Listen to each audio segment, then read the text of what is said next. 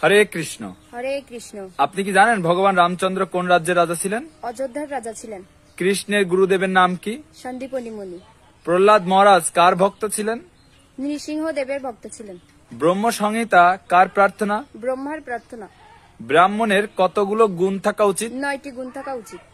ধ্রুব কত বছর বয়সে ভগবানকে লাভ করে? মাত্র 5 বছর বয়সে।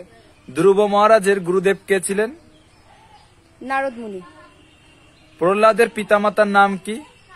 পিতা ছিলেন হিরণ্যকশিপু এবং মাতা কয়েদু। সীতা মাতার পিতার নাম কি ছিল? জনক রাজা। ভগবানের প্রধান অবতার কয়টি? 10টি। গোবর্ধন পর্বত কোথায় অবস্থিত? শ্রীধাম বৃন্দাবনে। হনুমানের পিতামাতার নাম কি জানেন? অঞ্জনা দেবী এবং কেশরী। পিতার নাম কেশরী এবং মাতার নাম অঞ্জনা। অঞ্জনা। গুড। মৃত্যুর দেবতাকে? যমরাজা। পাপ করলে কোথায় যেতে হয় জানেন? নরকে যেতে হয়। এই নরকের দ্বার কয়টি? 3টি, কাম, ক্রোধ ও লোভ। ওকে। জগাই মাদাইকে কারা উদ্ধার করেছিলেন? গৌর আর নিতাই। শ্রী রামচন্দ্রের পুত্রদের নাম কি জানেন? লব ও কুশ। বৈকুণ্ঠের দ্বারপাল কারা? জয় ও বিজয়। কোন ভক্তকে রক্ষা করার জন্য নৃসিংহদেব আবির্ভূত হয়েছিলেন? ভক্ত প্রহ্লাদ। অর্জুনের রথের সারথী কে ছিলেন? শ্রীকৃষ্ণ। ভগবান শ্রীকৃষ্ণের শঙ্কের নাম কি ছিল? পাঞ্চজন্য। কৃষ্ণ শব্দের অর্থ কি? কৃষ্ণ শব্দের অর্থ হচ্ছে সর্বাকর্ষক। রামায়ণে কতটি কাণ্ড রয়েছে? 7টি কাণ্ড রয়েছে। কাদের থেকে সবসময় যমরাজ দূরে থাকে? যারা তুলসী মালা কণ্ঠে ধারণ করে এবং তিলক ধারণ করে। দেবতাদের মাতার নাম কি?